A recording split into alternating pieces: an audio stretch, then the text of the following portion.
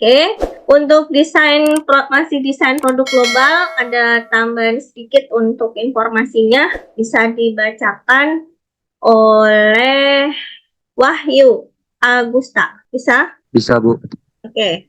Desain produk global. Desain produk global memiliki kekuatan bagi manajer untuk berpikir secara global. Namun juga memiliki kelemahan, yaitu mendorong terjadinya biaya duplikasi yang mahal karena setiap kelompok produk seperti kebutuhan desain organisasi sendiri seperti pemasaran, keuangan, dan manajemen informasi, dan kadang-kadang bahkan fasilitas fisik sendiri untuk produksi, distribusi, penelitian, dan pengembangan. Setiap kelompok produk harus mengembangkan sendiri pengetahuan lingkungan budaya, hukum, dan politik nasional dan regional berbagai pasar di mana organisasi beroperasi. Iya, jadi di situ kita bisa lihat ya, ada punya kekuatan, ada punya kelemahan juga untuk desain produk global. Kekuatannya ya manajer-manajer itu atau pimpinan-pimpinan perusahaan tersebut gitu ya, itu akan bisa berpikir secara global gitu, karena kan mereka menempatkan produknya itu adalah produk global gitu ya. Tapi kalau ya di samping itu ya ada juga kelemahannya. Kelemahannya itu ya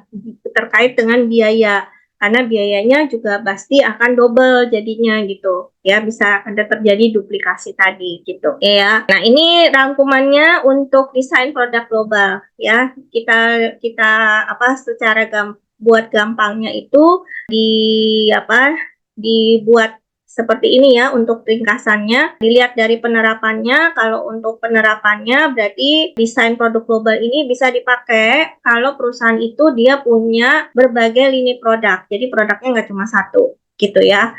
Dan produk itu kalau dia saling berhubungan, maka bisa dibuat dengan form design gitu ya. Jadi dengan bentuk M atau multidivisional tadi ya. Tapi kalau produknya tidak saling berhubungan, maka desain organisasinya itu bisa dibuat dalam H form gitu ya, atau holding form ya. Nah, di sini untuk desain produk global ini itu bisa menggunakan pendekatan geosentris gitu. Apa kalau pendekatan geosentris tadi? Ingat ada 3 pendekatan kan? Ada etnosentris, ada polisentris, ada geosentris. Ayo, kalau yang geosentris tadi apa? Ada yang masih ingat? Baru berapa menit sebelum lewat? Ayo, apa? Yang menyesuaikan kebutuhan konsumennya, Bu. Berdasarkan kebutuhan pelanggan. Jadi dia punya standar ya. Jadi dia membuat standar produknya secara internasional gitu loh. Ya, itu untuk desain produk global. Jadi desain produk global ini itu mereka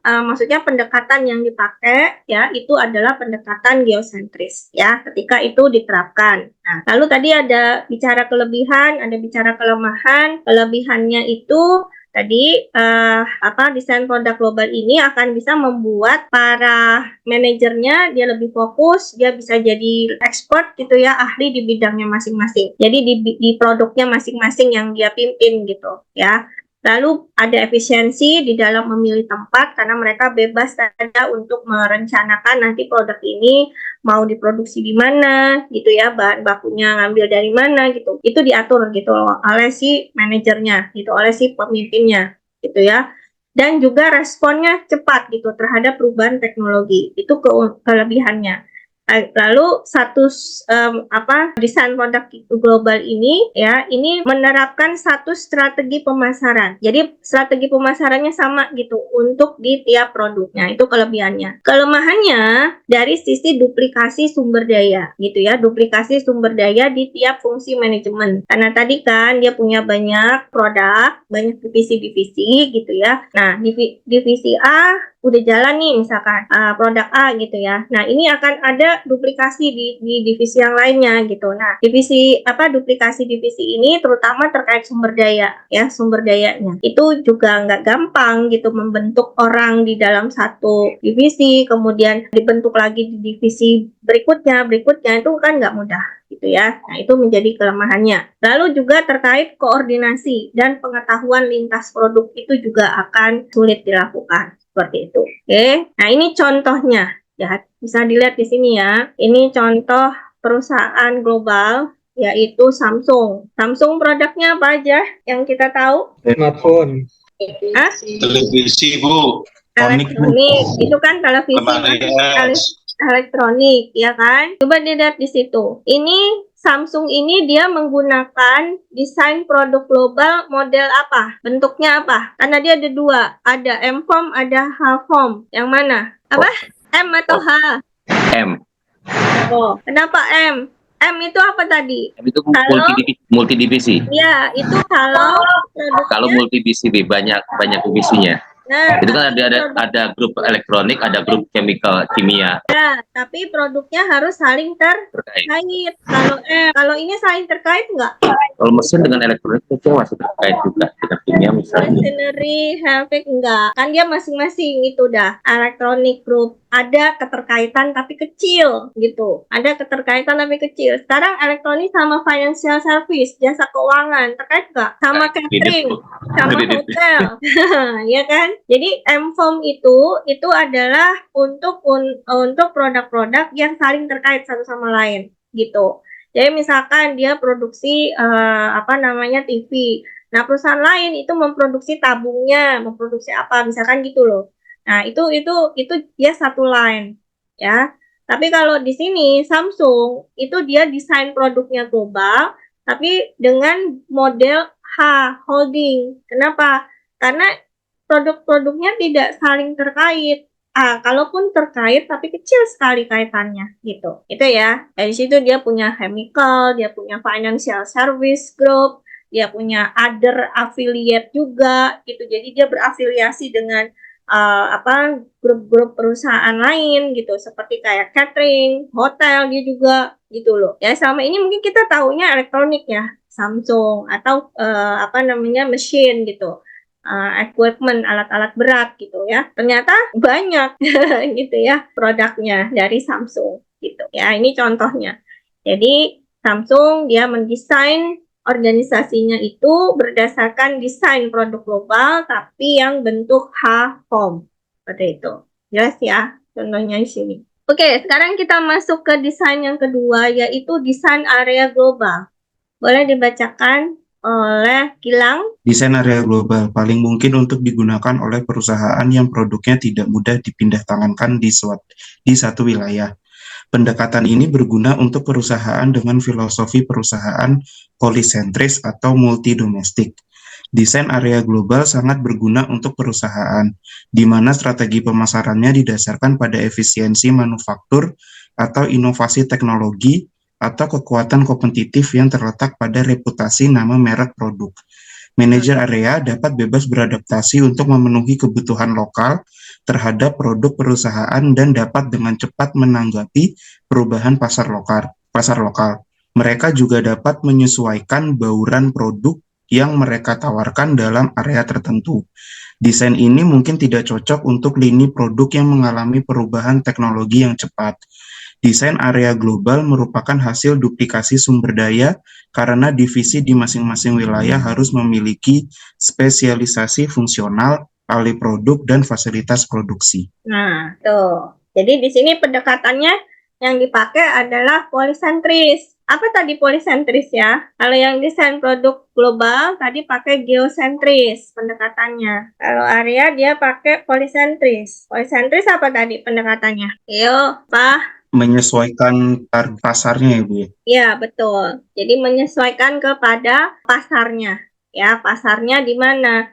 Ada di negara mana gitu.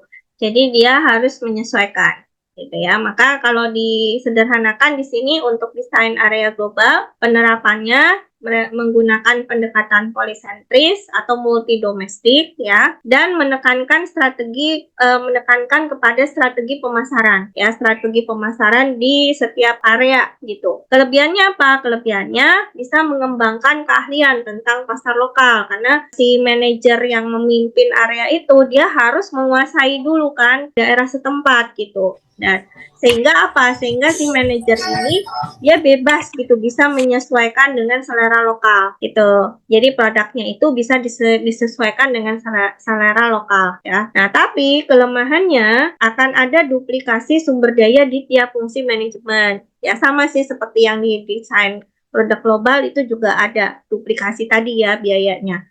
Terus juga kurang bisa mencapai efisiensi biaya. Dan koordinasi antar area itu juga sangat mahal gitu, karena kan tadi ya cabangnya ada di mana-mana gitu ya. Nah, ini contoh desain organisasi area global, yaitu Cadbury Schweppes. Cadbury. Produknya apa ya Cadbury? Coklat ya, Bu. Ya, jadi lebih ke ya coklat sih ya, coklat, terus ada sebenarnya sih, tapi lebih ke food, memang ke makanan, ke snack gitu ya. Nah, di sini si Cadbury Schweppes ini kalau kita lihat di situ ya, itu perusahaan itu dipimpin oleh seorang Chairman and Chief Executive Officer atau CEO gitu. Jadi ada dua. Jadi Chairman and CEO. Maksudnya dia satu orang ini tuh bisa dia punya dua jabatan gitu, sebagai Chairman dan juga sebagai CEO gitu ya. Di bawahnya itu ada Executive Vice President untuk United Kingdom. Jadi kayak direktur-direkturnya gitu ya. Nah, presiden direkturnya. Jadi presiden direkturnya untuk UK, Inggris gitu. Lalu ada dibagi untuk Europe, ada Amerika, ya Amerika Selatan dan Amerika Utara. Ada Asia Pasifik gitu, ya termasuk Indonesia kan di dalamnya Asia Pasifik ya. Terus juga other countries. Nah, ini ya dibagi per area-area. Makanya akan berbeda ketika misalkan nih ada satu produk Cadbury kita beli di Singapura misalkan gitu ya, sama beli di Amerika. Itu pasti beda.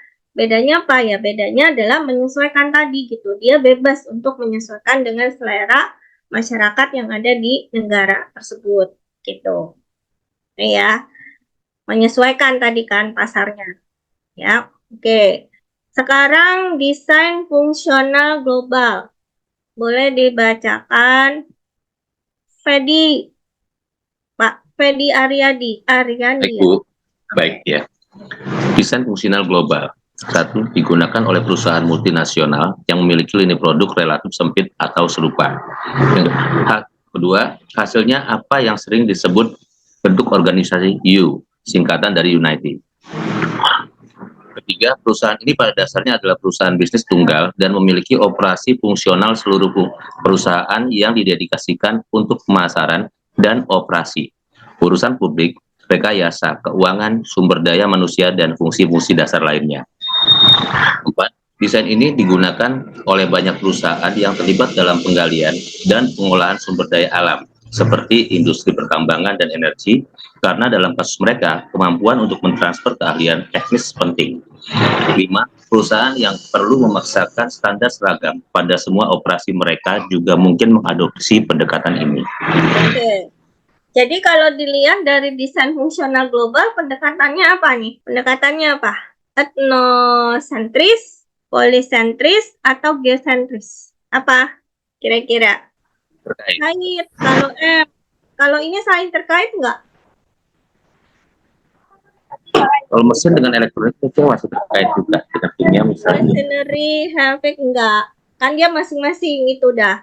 Electronic group ada keterkaitan tapi kecil gitu. Ada keterkaitan tapi kecil. Sekarang elektronik sama financial service, jasa keuangan, terkait nggak? Sama catering, sama hotel. Ya kan? Jadi M-Form itu adalah untuk produk-produk yang saling terkait satu sama lain gitu. Jadi misalkan dia produksi TV.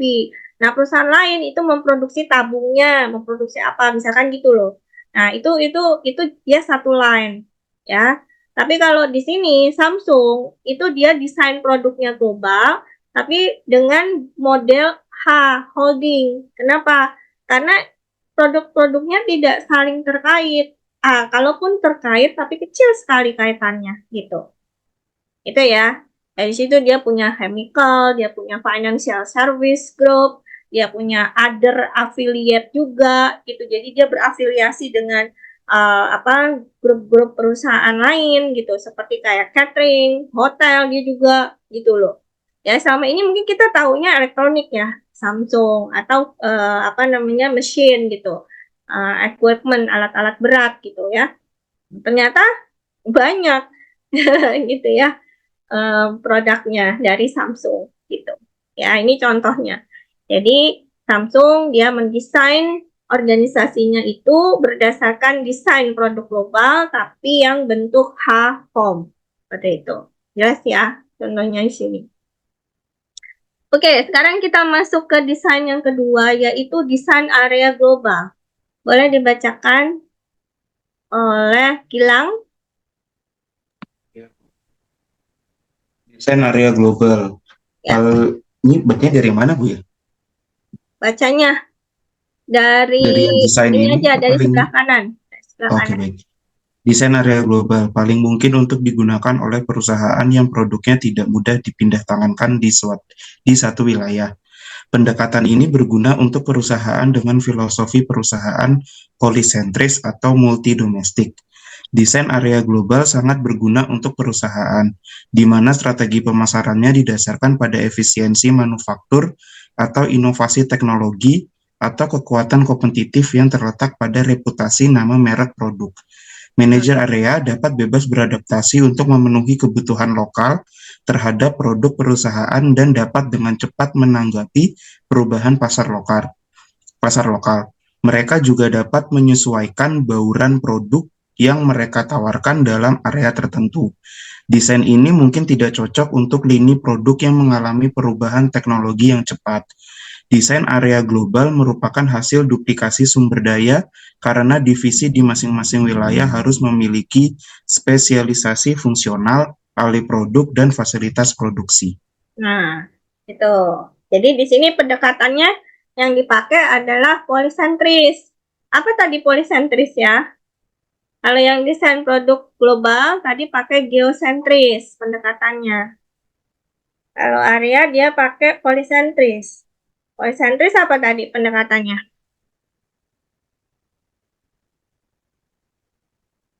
Yo, apa? Menyesuaikan target pasarnya ya Bu ya. Ya, betul. Jadi menyesuaikan kepada pasarnya. Ya, pasarnya di mana? Ada di negara mana gitu. Jadi dia harus menyesuaikan gitu ya. Maka kalau disederhanakan di sini untuk desain area global, penerapannya menggunakan pendekatan polisentris atau multidomestik ya, dan menekankan kepada strategi pemasaran ya, strategi pemasaran di setiap area gitu.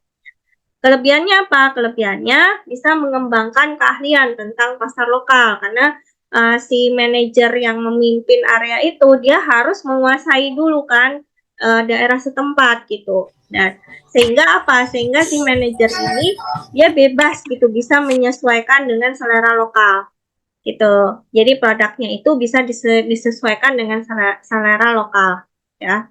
Nah, tapi kelemahannya akan ada duplikasi sumber daya di tiap fungsi manajemen. Ya, sama sih seperti yang di desain produk global itu juga ada duplikasi tadi ya biayanya.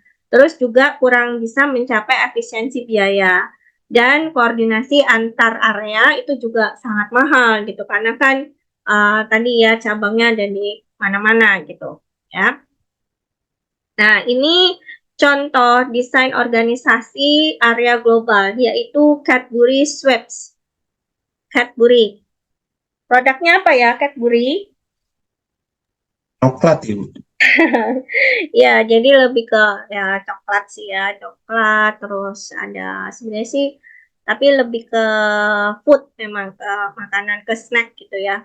Nah, di sini si Cadbury Schweppes ini kalau kita lihat di situ ya, itu perusahaan itu dipimpin oleh seorang Chairman and Chief Executive Officer atau CEO gitu. Jadi ada dua. Jadi Chairman and CEO. Maksudnya dia satu orang ini tuh bisa dia punya dua jabatan gitu sebagai Chairman dan juga sebagai CEO gitu ya. Di bawahnya itu ada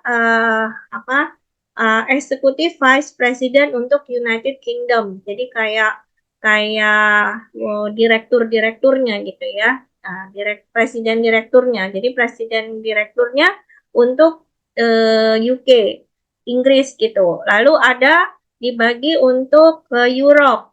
ada Amerika, ya Amerika Selatan dan Amerika Utara, ada Asia Pasifik gitu, ya termasuk Indonesia kan di dalamnya Asia Pasifik ya.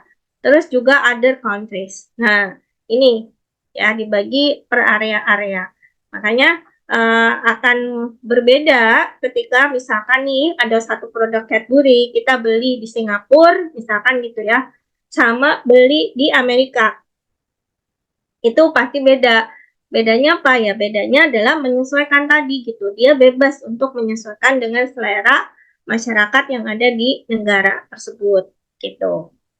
Nah, ya, menyesuaikan tadi kan pasarnya. Ya, oke. Sekarang desain fungsional global. Boleh dibacakan Fedi, Pak Fedi Ariandi. Baik, Ariandi ya. Bu. Baik ya.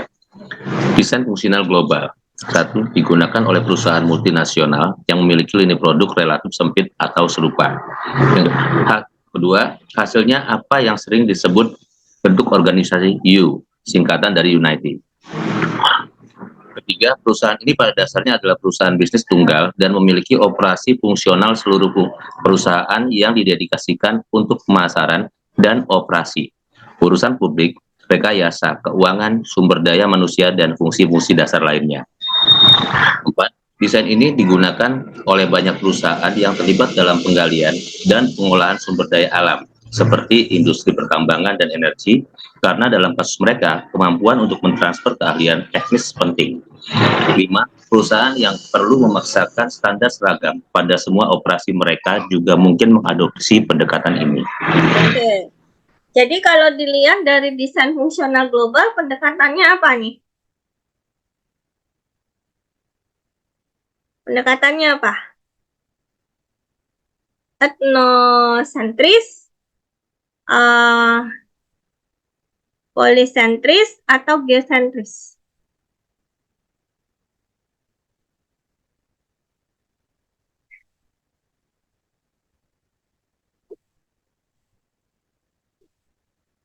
Apa kira-kira? Kalau dilihat tadi dari penjelasannya. Etnosentris atau geosentris? Kalau polisentris sudah nggak mungkin. Ya kan? Kalau polisentris kan dia harus menyesuaikan di mana pasar yang dia masuk. Tadi di sini informasinya adalah perusahaan itu perusahaan di mana dia perlu memaksakan standar yang seragam untuk semua operasi, itu bisa juga gitu dia mengadopsi pendekatan ini maksudnya. Jadi artinya apa di situ? Karena dia punya bentuk organisasinya itu U, singkatannya dari Unity tadi, gitu ya. Sama, dia punya standar yang sama. Berarti pakai apa? Polisentris. Pendekatannya. Hah? Polisentris. Polisentris. Polisentris itu kan menyesuaikan. Menyesuaikan dengan pasar yang dia masuk. Berarti etnosentris, Bu ya? Geosentris. No, etnosentris. Etnosentris. Ya, gitu. Karena dia punya, jadi gini, jadi produk dia itu produk yang dia sudah, maksudnya produk dia di dalam negeri itu ya, itu bisa disamakan dengan operasional dia di tempat lain gitu. Ya, gitu ya. Nah, ini cocok pendekatan etnosentris itu cocok untuk desain secara fungsional ya, desain fungsional global. Jadi untuk desain fungsional global itu perusahaan multinasional itu dia memang punya lini produk yang sama gitu, atau sempit, ruang lingkupnya nggak besar, nggak seperti yang tadi Samsung, nggak seperti yang tadi Cadbury misalkan ya, seperti itu gitu. Jadi dia ruang sempit aja gitu, lini produknya tuh ya sedikit gitu.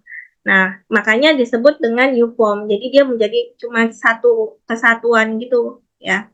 Terus kelebihannya di sini akan transfer keahlian atau fungsinya jadi lebih mudah gitu, karena tadi nggak banyak gitu lini produknya ya, dan pengendaliannya itu juga terpusat, jadi gampang ya, semua mengacu ke kantor pusatnya gitu. Terus kelemahannya hanya dipakai untuk perusahaan yang punya sedikit produk aja. Jadi ini terbatas memang untuk desain fungsional global ini, ya. Dan masing-masing fungsi itu dia punya ininya sendiri-sendiri gitu. Jadi kayak punya tujuannya sendiri-sendiri, punya targetnya sendiri-sendiri yang harus dia capai gitu sesuai dengan fungsinya. Jadi kalau dia fungsi produksi, ya apa target produksinya gitu, tujuannya apa gitu. Kalau dia fungsi keuangan, ya fungsi keuangannya apa tujuannya, seperti itu ya. Kalau dilihat tadi dari penjelasannya, etnosentris atau geosentris. Kalau polisentris sudah nggak mungkin, ya kan? Kalau polisentris kan dia harus menyesuaikan di mana pasar yang dia masuk. Tadi di sini informasinya adalah perusahaan itu perusahaan di mana dia perlu memaksakan standar yang seragam untuk semua operasi, itu bisa juga gitu. Dia mengadopsi pendekatan ini, maksudnya.